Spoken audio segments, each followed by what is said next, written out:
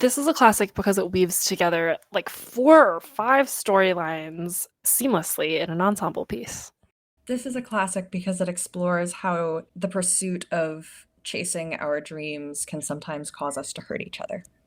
5 and 10 is a classic because it distills the tremendous themes of immigration, longing for homeland, and feeling trapped in these 2 young girls. 5 and 10 is a classic because it takes a very expansive experience and drops it into this very contained, perfect, small little world. This is a classic because someone has to figure out how to burn a store down at the end on That's stage. True. Call us when you figure it out. Yeah. This is our history. This is our legacy.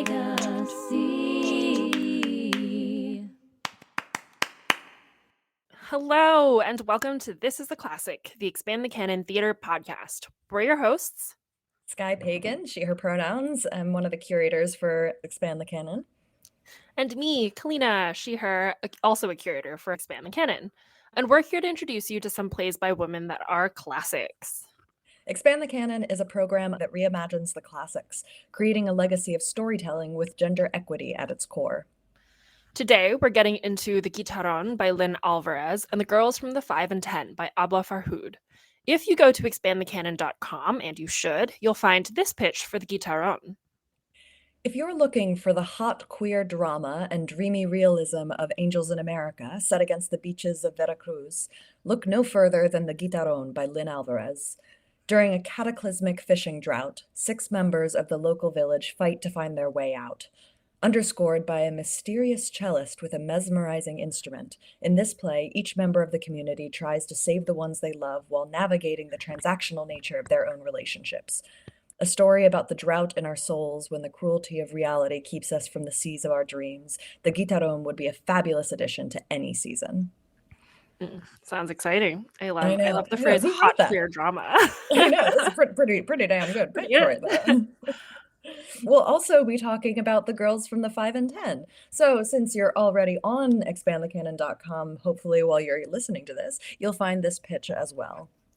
If you're looking for the darkly vulnerable drama of Suburbia told through the lens of 2 sisters, The Girls from the 5 and 10 gets to the heart of what it means to be overlooked as an immigrant in a new country. Trapped in their father's variety shop with never-ending work and rude customers, sisters Amira and Kaokab sacrifice their personal lives in the hopes of someday selling the store and returning to Lebanon. But as their escape seems further and further away each day, the 2 must decide whether their dreams of going home are actually worth the cost. Defiance, sisterhood, rebellion, and oppression are all at the forefront of Farhoud's heartbreakingly tender sister story. Damn. Great. These pitches are good this year. Yeah, we did well. We did a good job. Pats on backs all around. It's funny also hearing these 2 pitches in contrast, because when we were talking about how to do these pairings, this wasn't the most obvious pairing, but then rereading these and thinking about the themes, there is something that works. Definitely in conversation with each other. I'm fascinated by The Guitarrón. Just feels, I mean, it's only 6 characters, but it still feels so much more expansive than The Girls from the 5 and 10, and yet also gets at the same questions of hope and hopelessness and what it means to try and save yourself and save the people you love. But all in a tight play. Yeah, it's interesting you say like the sort of expansiveness, because like both of these plays feel still very claustrophobic to me. Yes. Of just like people who are very much trapped in a particular place, trapped by their economic reality, trapped by the work they're doing, and sort of fighting for a dream outside of that. And so there is this feeling of claustrophobia, but totally also of like the physical setting of both of these plays a huge role in different ways. That sort of expansive desolation of The Guitarrón is different than the claustrophobia of this tiny little 5 and 10 shop with all these objects that are stacked up. And I was thinking a lot about the set in the reread, and in like a one-act festival where you are willing to do fully realized sets, it's interesting to think about one being on beaches, and every sort of descriptor of set in the Guitarrón feels like you're on this part of the beach and then the musician is up on another part of the beach. And so I imagine this like wide open but kind of empty space, which still gets to that feeling of claustrophobia for me, of like when I'm on a beach and there's no one else, suddenly things feel weird. But sort of on the other end of the spectrum, the girls from the 5 and 10 being in this, as you mentioned, this tight little shop filled with items. I'm imagining the like chaos, the transition between these two shows would be, but I'm also imagining the striking visual imagery for the audience. Yeah. The stage directions in particularly the girls from the 5 and 10 is like so specific and such like a present part of the piece, is the atmosphere that is built by the stuff that is not dialogue Yeah. is very important to that telling of this piece, and not quite as literally present on the page in the Guitarrón, but that's sort of what you're saying of like the positioning of where the musician is and how these characters are placed in the space in relation to each other is really important. These are two plays that were written by people who were thinking of how these plays would be presented by a director and by designers. These are visual plays. Yes, definitely. You know what else is interesting? You brought up the authors, and now I'm thinking about it. Both of them seem to Yes. have like an autobiographical element at play, which I find to be fascinating, especially for this pairing. Which again, I'm sure we'll talk about as we talk more about the folks. But you know, in the intro to the Guitarrón, Lynne Alvarez talks about sort of how she was inspired by her own experience of moving and her partner losing out on a fishing season because the fish suddenly changed migration patterns, which is an element to the play. And then also for Abla Farhoud, her family also immigrated from Lebanon to Canada, and she also dropped out of school to work in her father's convenience store. And so I'm fascinated by how autobiography plays into these two pieces. Yeah, the experience of immigration and sort of placelessness feels very present, which feels like an interesting thing to say in contrast to everything we were saying about like both of these plays feel very tied to the sort of claustrophobia of a specific place. But at the same time, it very much is about people who are sort of adrift in society and what it is to feel not quite tethered to your community. It feels much more about the sort of emotional reality and the internal experience of it as well, as opposed to how society is reacting to you on a larger political scale. Yeah, definitely both very personal interior examination plays for sure. Legacy. Tell me about the Guitarrón, Sky. Absolutely. I would love to tell you about the Guitarrón, Kalina. So the Guitarrón, obviously by Lynne Alvarez, this is an ensemble piece, as we sort of alluded to. There's 6 characters. This play is set in Veracruz, which is a coastal city on the eastern coast of Mexico, in what is described as the present day. This play was written in the early 80s, and it feels, I think there's an argument to be made that this feels like a period piece in certain ways, but also I think there is an element of timelessness to this. We'll get into how that is. At the time of this play is written, this is very much a fishing town. This is a port city. This is a coastal city. Everybody in this play makes their living in various ways off of the sea and off of the fact that this is a port city. The sea is a very present character in this play. So there's a number of characters that we follow. A couple of the main ones, just to introduce you to the lay of the land. We have Calorias, who's a fisherman. He's middle-aged. He's been a fisherman his whole life. And he has a young lover, queer romance, his lover Julio. They're waiting on a new boat to be finished so that Calorias can go further out in the sea and catch more fish. Because as alluded to in the pitch, this play is taking place during a fishing drought. So there's been a period where the schools of fish have not come close enough to the shore for the fishermen in most of their traditional boats to be able to catch them. So Calorias is waiting on a better boat to be built so that they can go further afield, catch more fish, and make a living, and be able to take care of him and his lover Julio, and maybe take them somewhere else. So that's Calorias and Julio. Our other main character is a young guy named Guicho, who is apprenticed to the boatmaster who is building this new boat for Calorias. Guicho is 17. He's like a young kid. He's hungry. He is dreamy, and he is madly in love with a local sex worker named Micaela. Micaela is also very young. She's like maybe 17, maybe 15. She keeps lying about her age. I mean, she's a sex worker. She was thrown out by her family when she was really young. She's been on the streets for a long time. She is like older than her years in a lot of ways and has recently had an offer to go work for essentially like a brothel or something further away. This would be like a step up for her because it would offer more protection and it would be a little bit fancier than like her working on her own. So she is on the precipice of potentially leaving. Guicho has been in love with her for ages, and he, with the help of his friend, who's a local beggar named Antonio, he gets set up with her basically. Antonio like basically sets him up with a date with her, and they finally meet. They have like this argument slash romantic scene because, you know, she likes him and they're about the same age, and there's this sweet like teenage adolescent romantic love between them. But also she is somebody who, like I said, is much more mature in a lot of ways. Like, you know, she's been making her own living, and Guicho is a dreamer and he like doesn't really get the reality of her situation, and so they argue about her work a lot.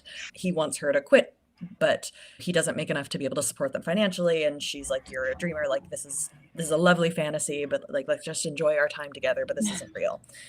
I forgot how much romance was in this play until I reread it, and I was like, I know. so many love stories. I know, and there's like some really beautiful moments actually. Yeah. And again, like picture all of this is happening like on a beach, you know what I mean? Like, so that's 5 characters we've named so far: Calorias the fisherman, his lover Julio, Guicho the young apprentice to the boatmaster, Micaela the sex worker, Antonio who's the beggar on the streets, who's like running drugs, and this character who's like involved with everybody and like trading in secrets and stuff like that. And then there's the boatmaster, who is an alcoholic, master of his craft. He's an immigrant actually from Cuba, and is just striving to make this beautiful, beautiful boat, and this is his life's passion. There is also a mysterious character referred to as the maestro, who is a cellist, who is alluded to isn't maybe from Veracruz and is like some world-renowned musician who's like here on vacation or something. But it feels very Fiddler on the Roof, of like there's this musician who's just kind of in the background the whole time playing his cello.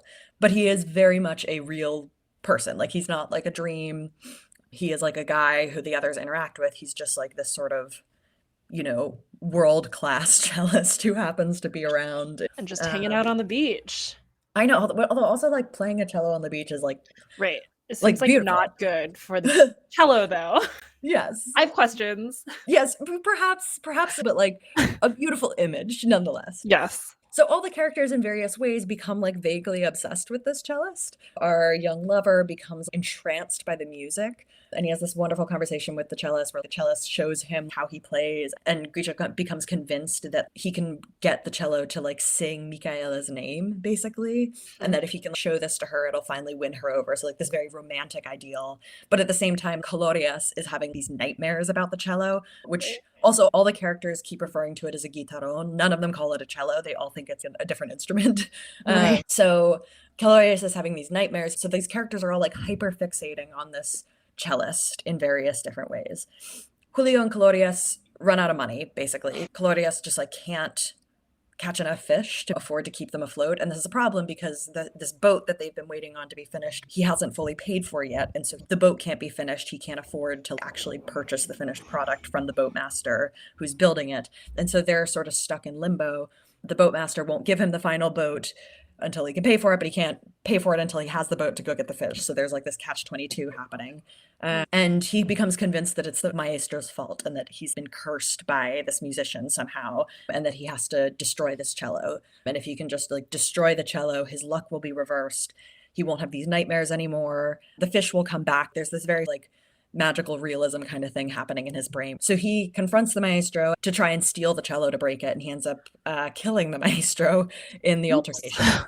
Which is awful, obviously. And Guicho finds out. He's devastated by the loss of the maestro because, like, to him, again, the maestro and the cello represent romanticism and love and the possibility of fulfilling his romantic promises to Micaela.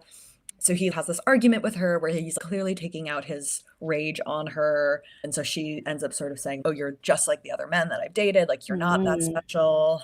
And he'd rather fight with her than, like, enjoy the few days they have left before she goes to this fancier part of the city.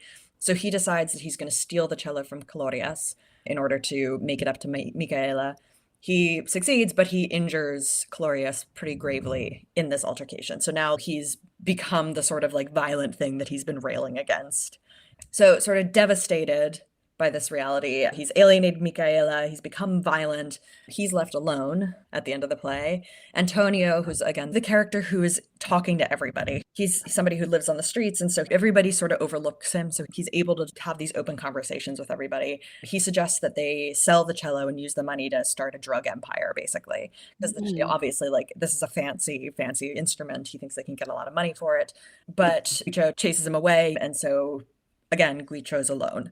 So Guicho takes the cello and he tries to play the song for Micaela that the maestro had showed him, and to an extent succeeds. The end of the play is just like Guicho playing this cello by himself on the beach, and the cello is like playing this one note over and over again. And that's the play. Kind of nobody gets what they want. Yeah. Oh, it's so interesting. It's so full of these images, like the image of Guicho alone playing the song again and again. And as you mentioned at first, it's like not very good because playing the cello is hard. And then like gradually starts to get better. It's such a striking image. It's very like musicians on the Titanic playing as the ship goes down. Yeah. Yeah.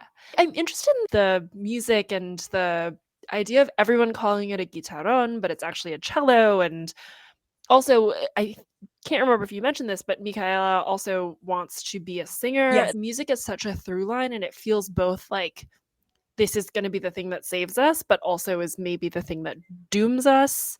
The metaphor that music plays in this piece is so interesting. Yeah. And there's also, so this is getting a little bit into like Lynne Alvarez background, but like as you alluded to, this play is not quite autobiographical, but she's very much drawing on real things. And there was a period of her life where she was living in Veracruz, and there was this heavy military and police presence at the sort of peripheries of everything, but they weren't like actually doing much to stop the sort of drug trade or anything like that. So this militarized presence at the edges of everything sort of lends to that feeling of claustrophobia, but also this chaos within that is uninterrupted. It's like kind of like gas in an enclosed space kind of thing.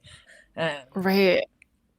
Yeah, it's so interesting because it's this cast of what, like 6 folks, and they all like vaguely know of each other in some way, shape, or form. And it feels so realistic in sort of how they engage with each other. It feels so much like a small town, and like the fish have gone away, and so the economy is decimated. And there's just this tension and pressure cooker energy that underlies the whole play that makes it such an effective dramatic piece for me. Yeah, and just to set this play in the historical context, obviously this is during a period where the sort of drug trade is rising in a huge way, and that is depicted. Like Antonio is always trying to sell drugs, and he tries to get Guicho to sell the cello to start a drug empire with him, and it's a sense of desperation forcing people to turn to whatever means necessary because of this economic deprivation of this scenario.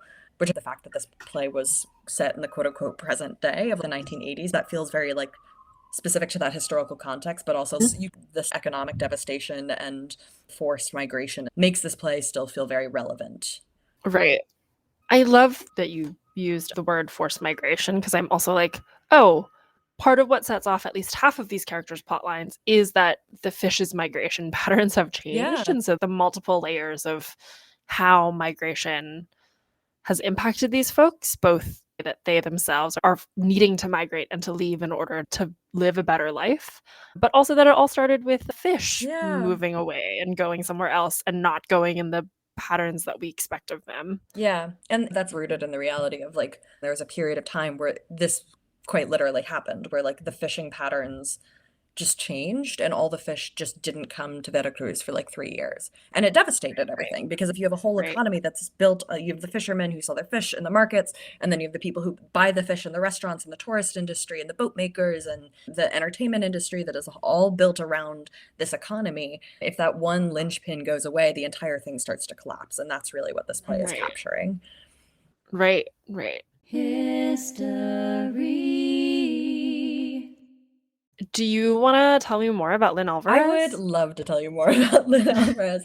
So Lynne Alvarez was originally born in Portland, Oregon, actually, to immigrant parents. Her parents were Argentinian. Both of her parents had moved to the US a period of time before. Her dad, I believe, was a doctor studying medicine. So her family ended up moving around a lot, though. So when she was pretty young, 8 or 9, her family moved to Mexico for a few years. They moved to Puerto Rico. They moved back to the US. So has this childhood of moving a lot between a lot of different cultures. Migration, some might Literally, say. a lot of migration. Her parents, neither of them were performers, but they were both pretty interested in the arts. And so she grew up with a lot of artistic influence. She studied dance, she played the cello, she played the flute, she played piano, she was interested in poetry. And so she had this very artistic presence at her life from an early age.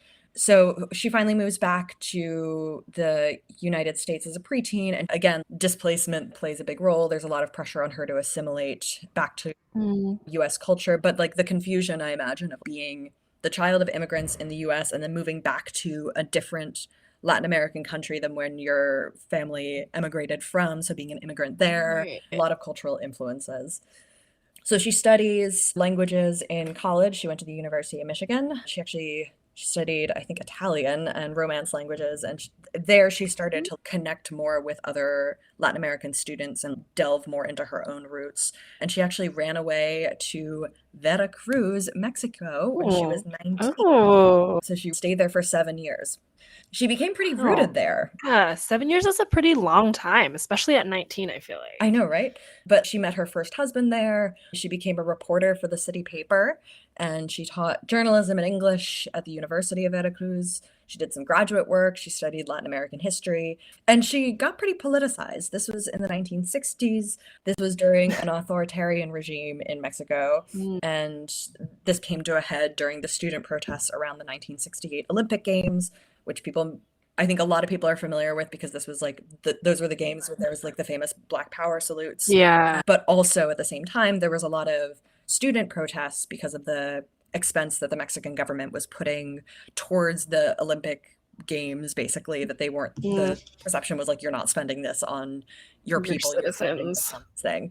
So there was a wave of student activism that Lynne Alvarez got kind of caught up in. Her husband was arrested, and then she was facing a lot of pressure from the newspaper to not cover this, basically. She wanted to give the student activists a column, and she was under a lot of surveillance and pressure to not give a voice to these student protesters. So she was kind of radicalized by that. This eventually leads to her returning to the US. So in 1973, she moved to Detroit and joined the local Urban Coalition, which is our group for community development. She's been put face to face with economic realities of oppression and authoritarian regimes, what happens to communities when resources dry up and how that drives up crime and violence and displacement. And so I think that was very formative. So throughout all this, she's been writing, but she moves to New York to pursue a poetry practice, basically. She becomes a full-time writer after working for the Puerto Rico Legal Defense Fund for a while. And so she's writing poetry. She becomes involved with some of the artistic scene there, and then pivots to playwriting kind of full stop after attending a workshop at the Puerto Rico Traveling Theater. I love that. I love that, just like full pivot. This is what I'm doing now. Yeah, well, she had not really been involved in the theater prior to that point, and then was really just brought in. So she starts working in the theater. She has a pretty hefty off-Broadway and regional presence in terms of the plays that she's writing. She produces the Guitarrón during this time, which premiered in New York in 1983. She got some NEA fellowships and all these grants. She was also doing a fair number of translations. So some of her translation work was produced with some of our partner companies, the Classic Stage and Intar. So she has like a pretty decent theater career at this point. So she eventually moves to Cooperstown, New York to be there for her daughter, and she continues to work and publish through the 1990s. She eventually moves away again with her second husband between Savannah, Georgia, and upstate New York. And in her latter life, she ends up working a number of other jobs to make ends meet. She works as a tutor and a teacher and a chambermaid at different points. We all know what it's like to be a working theater artist. This is something I really love about her bio, is like, this feels very recognizable to me as somebody who also works in the arts. But she continues to have this long career where she's being produced in various regional companies and in New York and such like that. And she died pretty recently. She died of a brain tumor in 2009. So a long career, all things told. There's a quote that I like from Mac Wellman, who's a fellow playwright, who said, Lynne Alvarez's theater is something altogether different. It is complex without being nihilistic. The plays possess a poetry and an eerie quietude that is unique in our dramatic literature. It is both for and against the world, which I really love. And I think that really captures like the feeling of the Guitarrón. There's this quiet complexity and this poetry and a darkness that like somehow isn't nihilistic. There's something about her writing that feels like it is raging against the world, but it also doesn't feel angry or defeatist. And it feels hopeful without being saccharine. Yeah, I absolutely agree. The phrase eerie quietude feels like a really good descriptor, especially for the Guitarrón, that feels rooted in like a stillness almost and like a suffocating stillness. But what she is able to capture so well is that, yes, the stillness can sometimes feel stifling, but it also, I don't know, you need that stillness in order to really hear the music. And so she really is able to capture the duality and highlight how it is both, simplistically put, like negative and positive, and a force of hope and also desperation. Yeah. And all the ways that we can hurt each other and be kind to each other at the same time. Yeah. So she's really special. And as we sort of alluded to, like very much drew from her experiences. The Guitarrón wasn't autobiographical in the sense of following her own character, but the instances of the setting and the fishing drought, and even the musician was this is a favorite fun fact that I want to share. The musician, the maestro in the Guitarrón, was based on a musician that she met in Veracruz when she was living there, who was not a cellist. I think he was a pianist. But that musician told her a story of this famous cellist who had come to play and like would sit on the beach and play his cello every day because he just thought it was so beautiful to be able to like play music in that setting. And so she made him a character in the play. I love that. Art imitates life. Art imitates life. So that's the Guitarrón. I love a playwright that has lived many, many lives before they come to playwriting, or like while they're playwriting. I also love my playwrights that have been focused on the craft from the beginning, but there's something so exciting about playwrights that have lived so many different lives and worked in so many different places and been radicalized in so many different ways. Yes. It's so exciting. Living a life only makes you a better artist.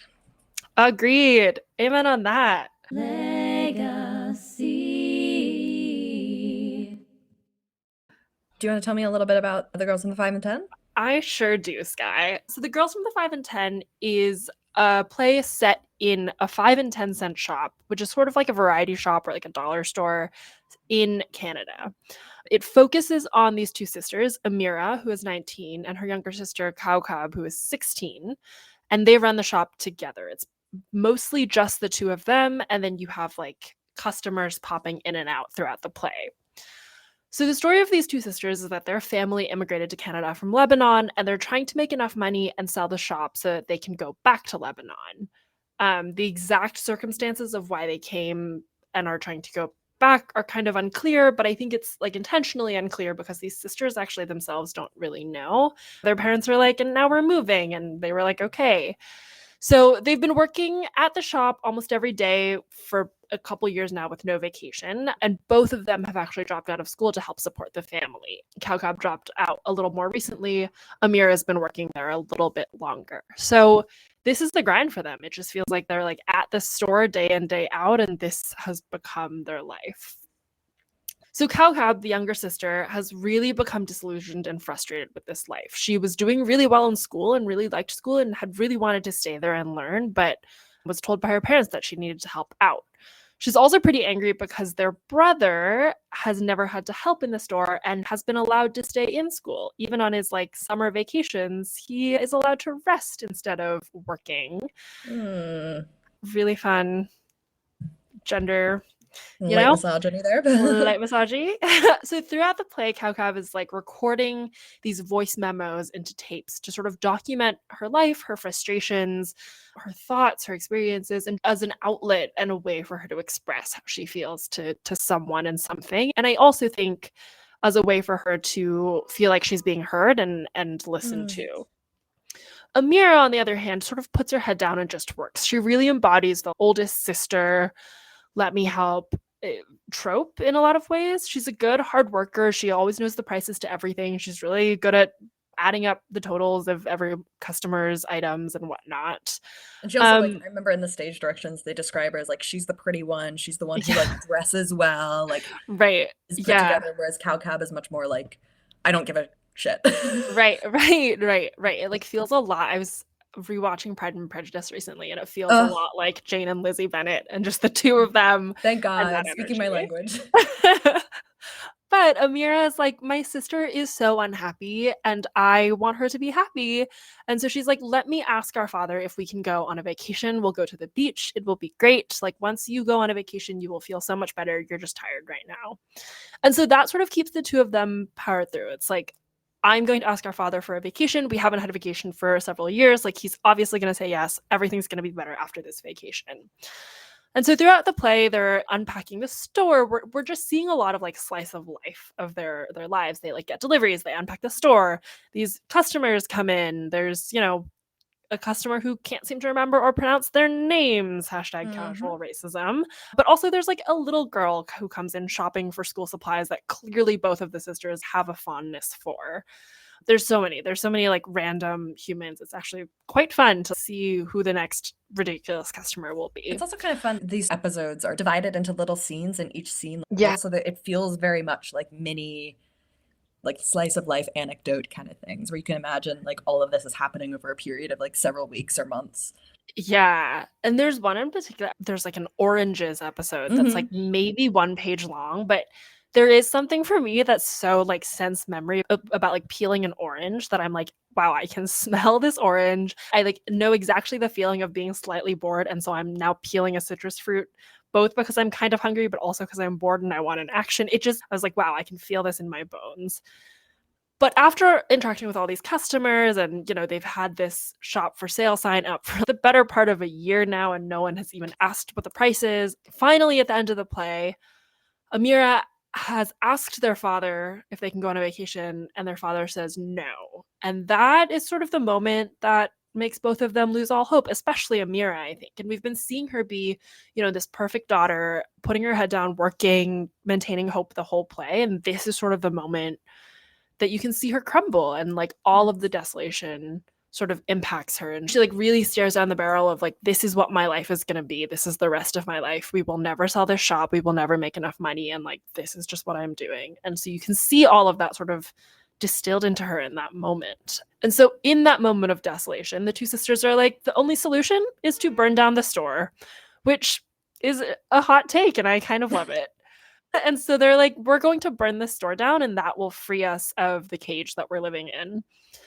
But at the last minute, Kaokab realizes that she's left her tapes, the tapes that she's been like recording inside the store, and she runs in thinking she has enough time to grab them, but unfortunately does not, and ends up being killed by the fire.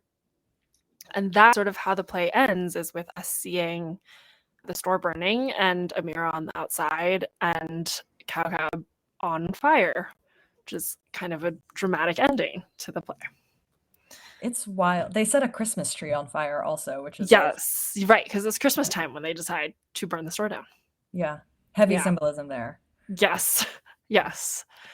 Yeah, talk about striking images in both of these plays, but that is definitely one of them. Yeah, and at the end of this play, one of my favorite quotes is, just as Kaokab is about to run into the store to get the tapes, Amira's trying to get her to stop, and she says, when you burn, you have to burn everything, which I think is so interesting, because these tapes have been such a way for Kaokab to find a degree of peace or find some meaning in what she does. And interesting that Amira's like, no, you have to let that go even. Yeah. I mean, putting aside the logic of the store is on fire, maybe don't run into a burning building, but there's the symbolism of just like, even this you have to let go in order for us to really start afresh. Yeah. I think it gets to different ways of how people process things. I love the tapes in this play so much. They're so evocative because it feels very authentic of the diary you keep, where you get to like complain about your parents and all of that. And there's something really powerful about if you feel like you have no agency, the one thing you do have agency about is the story you can tell about your life. And so being able to be the narrator of your own existence is like the one thing that Kaokab has. And so I totally understand to her, for that to burn in this fire would literally feel like she was losing her life story. But then I also understand Amira's point of, in order to be free, you have to fully set yourself free. Like, you have to let go of the narrative that you had. But for Kaokab, it's like that narrative is the only thing I had that gave me any sort of power. So I'd be letting go of Right. like my power. And so I understand on both sides. Yeah. Yeah, it's so devastating on both sides to see how they attempt to move on and sort of the impossibility of it. Another thing I just love about so much about this play is like there's so much mundanity in it. Like what you were Mhm. saying about the peeling of the orange. Most of these little episodes that we are describing with the customers, like nothing's happening. You know what I mean? It's like an episode will be Right. like this woman comes in and like asks to try on a shirt, and so they let her try on the shirt. She tries Right. on the shirt. Or like they're talking about their brother. You know what I mean? And it feels Yeah. very just like true to life. Of if anybody has ever worked a job that you didn't care about, the way you pass the time, the things that like make Yeah. stand out in your day are those like weird little interactions like that. And so it feels very true to life. Then this wild juxtaposition of this real mundanity for most of the play that ends with this incredible stage picture of this literal store burning to the ground. Yeah, and I think what's so beautiful is that you capture so much of their personality even in these small mundane moments. Yes. Yeah. Because it really is in the day to day that you learn about a human, and so they feel kind of mundane, they feel kind of silly, but also I while reading it was like, but I want to know more about these sisters, and like, this is my way into their personality, and Yeah. you've like really made me fall in love with these people through these moments, so that when that final moment happens, it just feels that much more heartbreaking. Yeah. It really is that thing of when people are like, I would listen to this person read the phone book. Like I would watch Right. these two sisters Just peel an run this orange. shop. Yeah. It's so beautifully written. And so much of this play is in the stage directions, actually. Like Mhm. there's whole periods where nobody is talking and they're just like doing things, which I think is really powerful. And the stage directions are really specific about like one of Mhm. them is like sorting through a pile of clothes while another one of them is like putting price tags on stuff. Right. Yeah. It's so specific, right? They don't even have to talk to know what they need to do in this moment. And so for me, I was like, oh, they have been at this for years. They know exactly what they're supposed to do. The routine of it settles into my bones a little bit more. Yeah.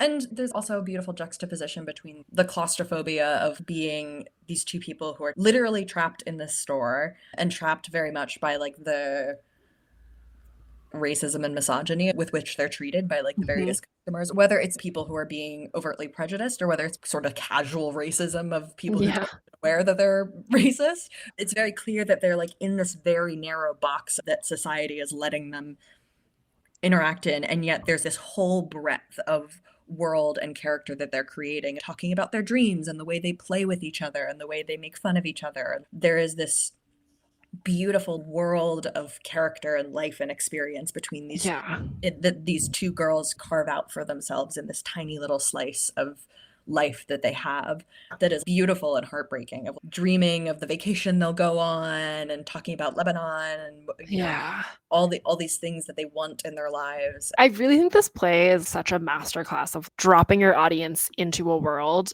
and trusting that they will know what's happening, because at no point did I feel like Farhoud was trying to explain anything to me. She just plops me into the middle of conversations, into the middle of days, into the middle of interactions, and writes with such specificity that I can pick it up so quickly. And Yeah. it's really stellar. Yeah, it's such good world building, and there's nothing about the specifics of what's going on outside the store that I could really tell you, but I Right. understand the emotional reality of it so well. Yeah. 100%. And it feels very accessible in that way. It's a beautiful play. I remember all of us reading this and just being like, this is such an exceptional piece of theater. It's one of those things that it's like if you try to describe to somebody, you're like, there's these two sisters running a shop and they run a shop for 40 minutes and then they Right. burn it down. And it's like, how is that like, there's no part of that that is like three-piece dramatic structure, but Right. it's like, it is Yeah. absolutely breathtaking theater. Yeah. Yeah. You just feel their pain so clearly. Yeah, Ah, it's so good. Everyone should it's go so read it good. and do it. Please do it. I want to see someone stage the burning down of the shop. Me too. Me too. Someone figure that one out for us. History. Do you want to tell us a little bit about our lovely writer? Yes, I would. So again, there's definite parallels between the writer Abla Farhoud's life and some of the backstory of these sisters, although it's definitely not a strictly autobiographical play. Farhoud was born in 1944, and she was a Quebec-based actor and writer, known both for her work in theater and for some really outspoken writing detailing sort of the trouble of immigrants who really struggle to find a voice and home in their new surroundings. So definitely see the themes in this play. Her family also moved to Quebec from Lebanon when Farhoud was about 5 or 6 years old. We're not really sure when. So she also had that feeling of going to a totally different culture, a totally different world. And she also dropped out of high school to help her family business, which was a convenience store. So I get that relationship of I need to help my family make money, but also education. It just complicated. Yeah. When she was about 17, she started to work in the theater pool in Canada, specifically acting with Radio Canada. So she just went right into theater and sort of stayed there ever since. When she was about 20 in 1965, she finally was able to return to her home country of Lebanon. But when she returned, she was really shocked to see the like really deep gender discrepancies among her people. She saw that women were always getting the short end of things. And I think that frustration, both in sort of the gender disparity, but also the frustration of going back to your home country and realizing that there's also many problems there. You feel that in some of her writing, and especially in this play. About 4 years later, at 24, she left Lebanon again and went to Paris, where she studied theater and then later returned to Canada, where she received a master's in theater arts. So she like really dove into theatrical education and studied both writing and acting. It's really during her master's degree at Canada that she wrote some of her first works, at least three of which have been translated, including The Girls from the 5 and 10, When I Grow Up, which she wrote in 1989, and Game of Patience, which she wrote in 1994. This play, The Girls from the 5 and 10, received its first theatrical credit as part of Ubu's International Women's Festival in 1987. So it's her earliest play that's been translated, I believe. And the Guitarrón. Yeah, around the same time, which I think is also interesting in terms of like themes. So in addition to plays, she was also an accomplished writer and published 7 novels in her lifetime. Her last play, and I'm about to butcher this French, forgive me, but Maudite Machine, premiered at the Théâtre du Rideau Vert in 2000. So she was writing up until 2000 and also passed away fairly recently, actually in 2021, which was only 3 years ago. But she left behind a whole host of feminist novels, plays, writings that really focus on the overlooked migrant experience and women specifically who are caught between the culture they're learning and the one they have left at home. Again, all themes that we're seeing in The Girls from the 5 and 10. Yeah, that theme of migration again just keeps coming up in this. Yeah. This is an episode about migration, if you couldn't tell. Yeah. But the fact that she finally gets back to Lebanon, and then the sort of disillusionment of that, that feels very human, of like you long for home and then you get home and home isn't how you remembered home to be, or like Right. home has its own problems, and then it's nothing is ever quite that feeling of like feeling caught between cultures is something that a lot of people resonate with. Yeah. Yeah, both of these plays feel in some way like caught between things. The idea that returning home is going to be the thing that fixes everything is something that the girls in the from the 5 and 10 talk about, but also feels related to the Guitarrón in how Calorias is like, once I have this boat, everything will be fine because I'll be able to fish and we'll have money. And being like, if I just play the song for Michaela, everything will right. be yeah. Exactly. And I think what's interesting about the girls from the 5 and 10 is that their decision at the end is to burn the shop, which means they're definitely not going to make enough money to go back home to Lebanon. And so I'm fascinated by their choice to be like, we actually are going to move away from this dream of our parents and figure out our own way forward. Yeah. Because it's not going to fix us. Yeah. If you are being told that there's only one way forward and that way forward is through the system, but the system continues to fail you, then at a certain point you're going to say, well, I have to burn down the system. Right. And essentially, I would argue that's what kind of both of these plays are saying. Is yes. Guicho decides, I have to burn down the system by stealing this cello. Like, if you build a society where people feel so trapped and then keep telling them that the way to become untrapped is to keep doing what they've been doing, people hit the breaking point. Yeah, and then the whole system will crumble. I also wanted to go back to them both being written or premiered at least around the same time. Yeah. The Girls from the 5 and 10 premiered in 87 and the Guitarrón premiered in 83. I did not grow up in the 80s, not to out myself, but this is a period where there's some economic depression in places. There's the rise of the drug wars, and there's also like excessive wealth in certain places. But this isn't like the 60s or something where, oh, we're putting people on the moon. You know what I mean? Civil rights movements were happening then as well. Yeah, and a lot of like the destabilization in Latin America. Like I think this is a rough period.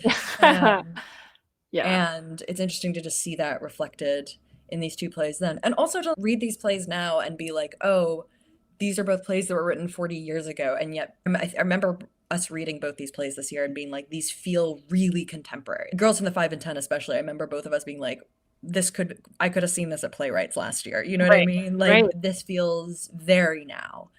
In ways that, like, if I think about and zoom out on the macro scale of what that says about us as a culture, I get a little crazy. Don't think too hard. Don't think too hard. But also speaks to the longevity of these pieces of theater and like their excellence also, because these are just really well written plays with really vivid characters and really vivid settings, and they're exploring these really complicated, nuanced themes in a really just evocative way. Yeah. Well said. Read these plays. Read these plays, do these plays, talk about these plays, think about these plays all the time like we do. Tell other people about these plays. Agreed. Thank you for joining us for this edition of This is a Classic, the Expand the Canon podcast. If you believe in the importance of expanding the canon, and you should, please give us a 5-star review and subscribe to this podcast. And then you can hit the share button and forward this along to a friend, colleague, professor, dramaturg, whoever you want. Maybe your cellist friend? Send it to your cellist friend. To make it easy to find, read, and produce these plays, you can sign up and subscribe to expandthecanon.com. And for info on what's up next with us, you can follow us on Instagram at Hedgepig Ensemble Theater, or on Facebook /Hedgepig Ensemble Theater, or you can join our mailing list at hedgepigensemble.org. You can also support this effort by buying some Expand the Canon swag. To brag to your friends that you're changing the future of classics. Or reading and producing these plays as classics. And reaching out to us to partner on them. Or straight up donating to make all these efforts possible, which you are welcome to do on our website at expandthecanon.com. Again, I'm Kalina. And I'm Sky. And we'll catch you next time. Bye.